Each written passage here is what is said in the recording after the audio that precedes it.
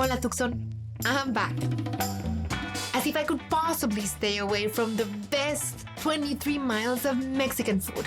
My last trip here was a whirlwind culinary tour of tacos, hot dogs, chimichangas, and giant burritos. But I've come back to break bread with a new friend, known to bread enthusiasts as one of the best bakers in America, known to friends as Don.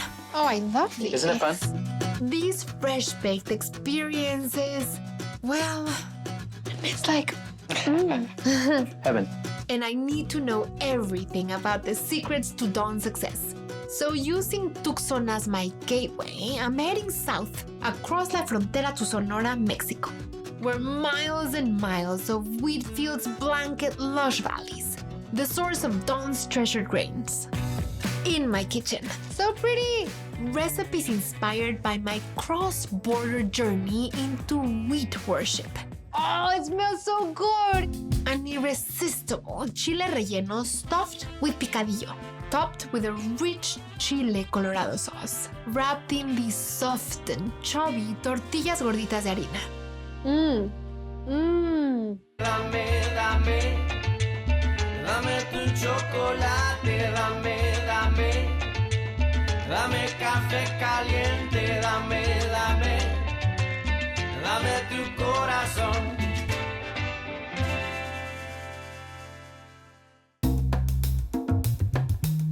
It's almost 9 a.m. here in Tucson. The line is down the block at Barrio Bread, and these diehards are waiting patiently. So how often do you guys come? Once a week, jalapeno cheddar, cranberry walnut. The quality of the flavor, the texture of it, chewy inside, this kind of crunchy outside. It's not just the bread, it's Yeah. the producer. He's in love with his work, and you can taste it. Inside, our star of the moment is working tirelessly to get his shelves stocked for that hungry crowd. It's a daily ritual that begins way before any of us get there. But today, he's letting us interrupt. We have Don Guerra. First of all, this is very funny, but I've always called you Don Guerra, as in Don, like as in Mr. Right. Then I realized that your name is Don, It is. as in Don. Mexican-Irish. Oh, really? I love The that Don is from combination. Whether you call him Don or Don, you're talking to quite simply one of America's best bakers. Oh, spongy on the inside and so crusty on the outside. Yeah, that's it. The flour, water, salt, but inside flour, water, salt, you have texture. Crispy outside, the tender inside, so you taste the soil. You taste what grows. And that's special to me. After working for years as an elementary school teacher, Don decided to give it up in pursuit of his lifelong passion. He started Barrio Bakery out of his garage, selling at farmers markets or out of the trunk of his car. So look at this one. Einkorn. First wheat domesticated. Ancient grain bread. Look at all the bubbles. Nice scoring in the bread to make it look rustic and beautiful. Tell me about the grain. This dates back thousands of years. Can I what try you get, this one? What you get is an if you get a amazing flavor. microphone and a camera guy, you can come into Barrio Bread and just start breaking apart breads and eating them. I could do this all day, but I don't think his biggest fans would love that. Can we all give Don Guerra a round of applause? Thank you. This is warming my heart. Wait, I hear all these guys, people. like we need a louder, like all the line round of applause. Ready? 1, 2, 3. So tell me, what do you want? Heritage? Thanks This is wonderful. Delicioso. As the last loaves leave the shelves, Don's nice enough to show me a few of his secrets. This is some white Sonoran wheat, but look at the beauty of this, hey? And so you work with farmers in Sonora that grow these for you? I do. One of the keys to Don's success is his use of heritage grains. What do you love about the white Sonoran wheat? It has amazing flavor. Heritage grains are basically ancient grains that haven't been altered through modern agricultural methods. Don gets his locally from the Tucson area and south of the border in Sonora, Mexico. What bread are we making now? Let's make this bread I'm making a pan de quino. This is some sourdough culture. You Okay. can smell a little bit. Yes. So it has sort of a Oh slight my acidity, gosh, but also yeah. sweet. Nice bubbles on top. Okay. So this is the magic. This is the life force of the bakery.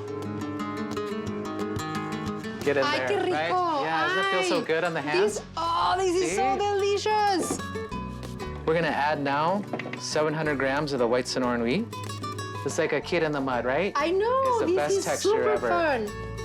You're like, stop playing, Pati. No, you keep playing. You keep playing. Oh, wow. It's starting to develop. Oh, that's beautiful. After resting overnight, it's ready for the oven. Now, my question is, do you have butter?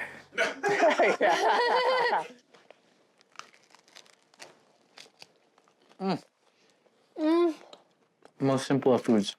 And most delicious, right? It's Airy bread. soaking that creamy butter. And it's like, Heaven. As much as I love spending time in Don's bakery, we're in beautiful Tucson. Where else can you experience this scenery? So we grabbed as much bread as we could and invited a few local friends to a picnic in the desert. He is a good cook. Here you go. Hi. This is great. yay! Felipe, you're Mexican, but you live here in Arizona. And here with the food and with the culture, it's such a shared experience. How do you live that? It's amazing when you talk to individuals that are from this area, they feel that you're from both countries and both states. And again, we share the desert, we share this landscape, but the culture, the people, I mean, it's something fascinating. One of the best samples is through food and the bread that you're making, that it's, again, those grains going back and forward. Combination, you know, everything coming together, sitting at the same table, right? It's an experience. That's amazing. Yeah. And it's like you belong here. You belong here. There's this constant like ebb and flow and then reaching from one side to the other, which is a beautiful thing and a tasty thing. Salud. Salud, salud, salud. Qué rico. Salud. Today, we're going to super indulge. We're going to make some overstuffed chile rellenos, the tastiest Colorado salsita, and then we're gonna dress all that up inside of one of the most outrageous tacos ever. You're going to see a dish that makes Sonora and Arizona come together as the unified region that they gastronomically are. And we're gonna start by making some flour tortillas. And I know we all know flour tortillas, but I didn't even know flour tortillas until I went to northern Mexico, and then I realized that not only is northern Mexico like the country of flour tortillas, but there are flour tortillas of all kinds. So I'm going to start by making tortillas gorditas. They're called tortillas gorditas not only because they are chubbier than other flour tortillas, but also because they're typically made with a lot of fat. I'm going to add in here 3 cups and 2/3 of all-purpose flour, a teaspoon and a half of salt, 1 cup, and 2 tablespoons of vegetable shortening. And whenever I add a lot of fat to things, I always give an excuse like, oh, but we're gonna split it up into these many, pieces or servings or no. Let's just be direct and honest and blunt. This is a lot of fat, but this is one of the reasons why these tortillas are so indulgent and delicious, and they are so worth it.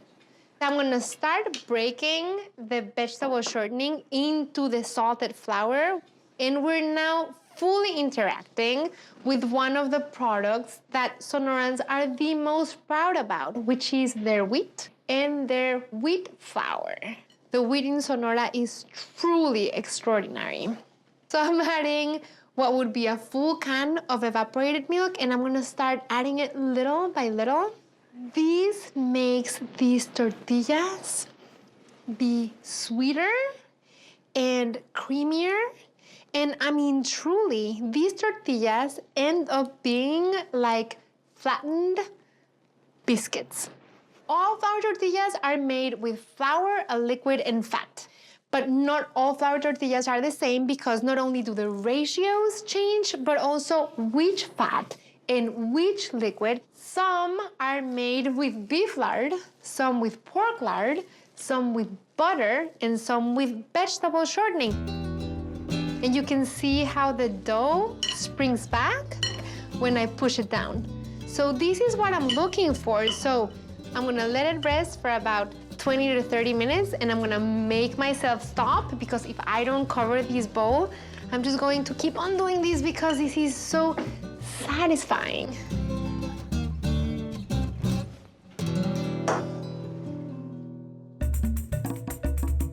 I'm still thinking about Don Guerra and his bread.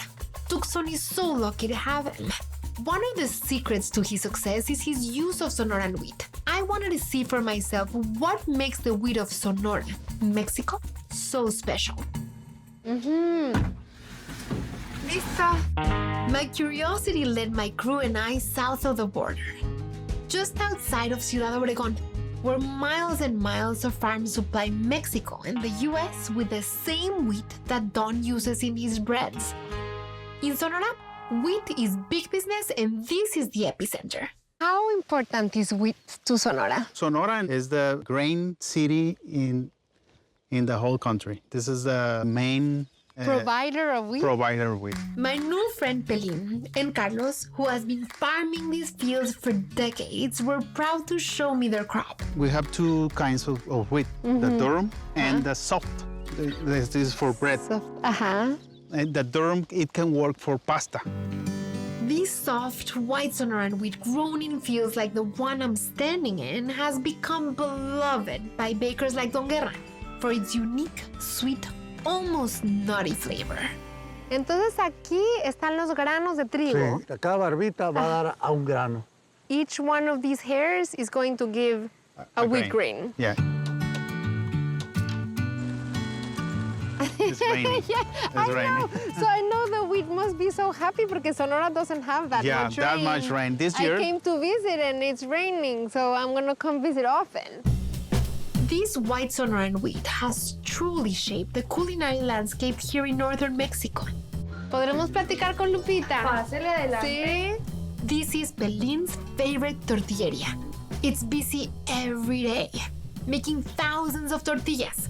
Owner Lupita can barely keep up. Hola, Lupita. Buenos días. Growing up in Mexico City, I only knew one kind of tortilla, and that's the packaged tortilla in the store. I come to Sonora, there's like dozens of different kinds of flour tortillas. They're also different, also delicious. So I'm gonna find out what makes these tortillas so special that Pelin here tells me that they're the best tortillas in the whole state. Lupita. Oh, perdón.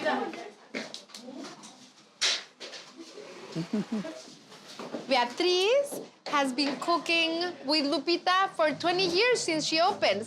¿Aquí tiene harina? Sí. Aparte de la harina, tiene la grasa vegetal. Tiene la manteca. Ya tiene. Ya está ahí, mira, está con la misma palita, se le desbarata. In there, she's already mixed the vegetable shortening. Está hirviendo el agua. ¿Cuál es la diferencia entre echarle agua hirviendo y agua fría? Por la manteca para que se desbarate con lo caliente. I think I know why I like these tortillas. These tortillas have a lot more fat. So it's not beef or pork lard, but it's vegetable shortening, which makes it sweeter. Look at the puff. The puff is essential because you have air between the two layers of the tortillas, which makes it very malleable, and it also makes the tortilla be fully cooked inside and out. Huele delicioso. Somebody should bottle this smell.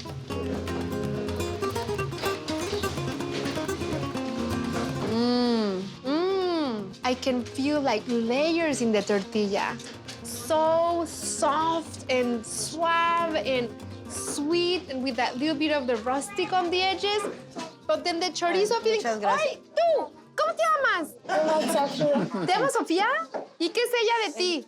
Mi abuela. Oh, ¿qué tal te gustan a ti los burritos?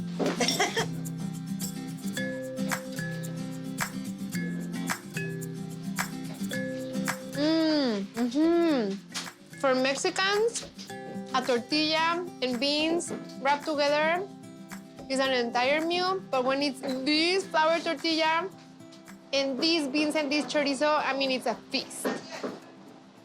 Qué rico que me trajiste aquí. Mami, prueba. No.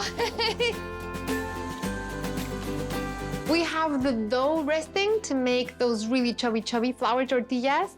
And I'm going to stuff the flour tortillas with chile rellenos con picadillo. So we're gonna make a meat picadillo. So I'm gonna start with 2 to 3 tablespoons of vegetable oil. And I'm going to add a cup of onion that I already diced. Picadillo translates to something that is cutely chopped. 3 garlic cloves that I peeled and finely chopped. A pound of ground pork. And it is so versatile that it can really play with all of the ingredients that go into the picadillo. A half a teaspoon of cinnamon, a 1/4 teaspoon of ground allspice, and I'm gonna add 5 whole cloves, half a teaspoon of freshly ground black pepper, 3/4 teaspoons of salt. We really wanna brown the pork and release its juices like it just did. A pound of ripe Roma tomatoes, and you really want tomatoes that are so ripe and so juicy that they're about to burst when you hold them with your hand, and they're so juicy that they're hard to slice into. That's what you want. Olives, 3 tablespoons of capers, and a 1/4 cup of slivered almonds, 3 tablespoons of dark raisins, and I'm adding a 1/4 cup of diced pickled jalapenos or jalapenos en vinagre. And these are going to make the picadillo have a nice vinegary kick. The tomatoes have completely broken in there, and this looks really moist. So this is ready. I'm gonna turn this off. I'm gonna prepare my chiles. And these are the very famous chile verdes from the region of Sonora, Arizona. We're gonna fire roast them under the broiler, and I'm gonna flip them once in between. This is gonna be between 6 and 8 minutes. And you saw how the dough came together, and now it rested. The dough didn't need to rise because it's not a yeast-based dough. It just needed to settle. I'm just pinching some of the dough through my hand like this. And I want balls of about 1 to 1.5 inch.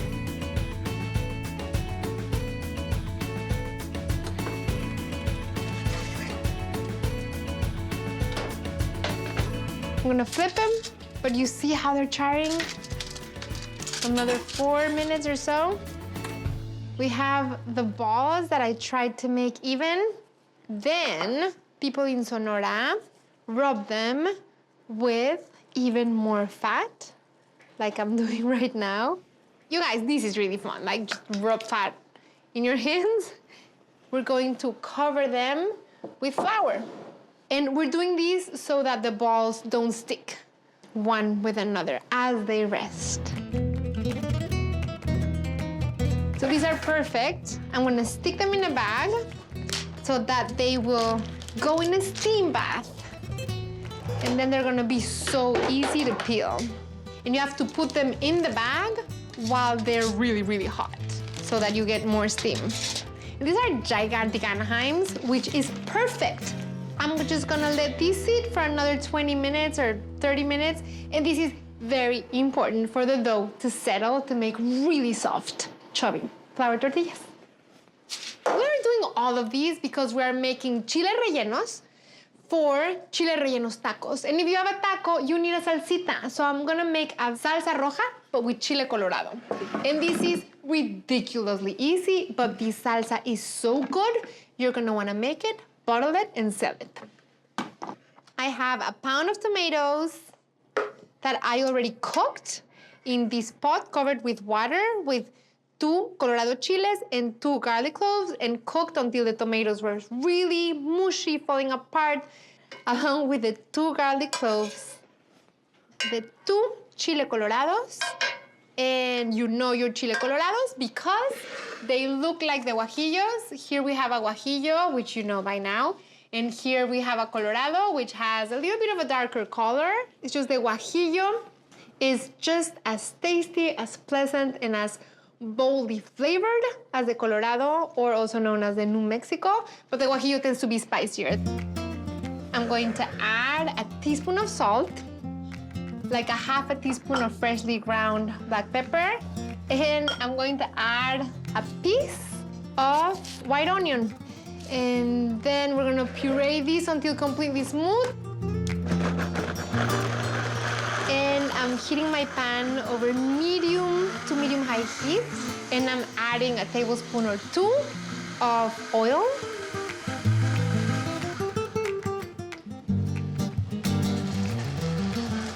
And we're gonna let this cook for 2 to 3 minutes right in here. Oh, just look at that color. It is so beautiful. So beautiful, so beautiful, so beautiful. And I can already picture the taste because this is what's gonna go in the chile rellenos. 2 to 3 minutes, and I'll turn it off. My salsa roja with chile colorado is ready, and it is so beautiful. And I know that it is ready because it has tiny little puddles of the oil on the top of the salsa. We have these gorgeous, beautiful Anaheim chiles that I already charred and roasted and sweated and peeled and removed the seeds. So now we're gonna stuff them. Oh my gosh, so yum. I love chile relleno so much, so much. So you grab your toothpick and you wanna seal it like this. We're making 2 with picadillo here and 2 with cheese. Now our masa balls have had time to rest, and now we're gonna roll them out. And different from the normal flour tortillas, you don't need to roll them out until they're transparent and you can see through. Like, these are thicker. And it's going to be about a minute per side. What I'm looking for is for the bottom of the tortilla to start getting like speckles of brown. And over the top, I want to see these little pockets of air, like these bubbles. See? That's what you're looking for. This is making me very happy. Oh, it smells so good. It smells like a tortilleria in Sonora. We have almost everything we need for taco de chile relleno. I have my oil heating here. Now I need my batter. All that I'm using is 4 egg whites that I'm going to beat until they can hold stiff peaks, and then I'm gonna gently fold the egg yolks.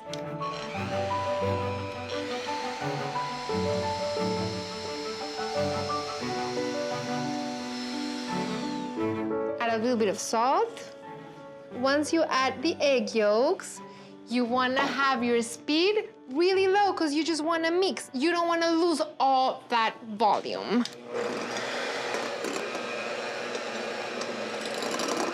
And that's your capeado. Grab your chile and you roll it over flour, and then you dunk it in the capeado, which I love doing. Gently, gently, you put it in the oil.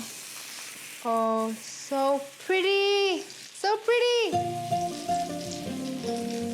The capeado is very, very delicate, so you don't want to flip it with tongs unless if the tongs are rubber, because you don't want it to break. Look at the tortilla. I'm gonna add some of the cabbage, some of the salsa roja, some of the crema, queso cotija. You could do queso fresco too. So look at this. This is like a feast.